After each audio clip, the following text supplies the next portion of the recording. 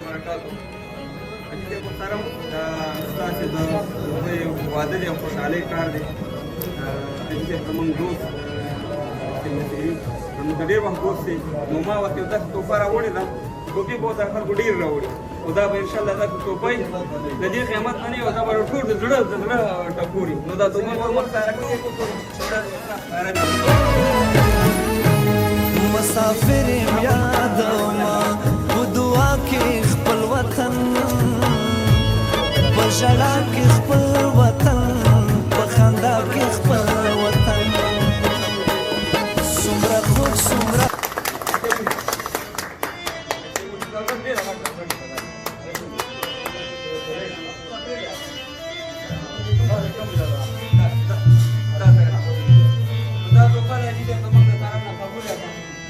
قبول ده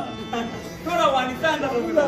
ان شاء الله دا بیرغ دا زمونږ د زړه سر دا ملي بیرغ ټول افغانانو ته یې ډالۍ کوم چې لګول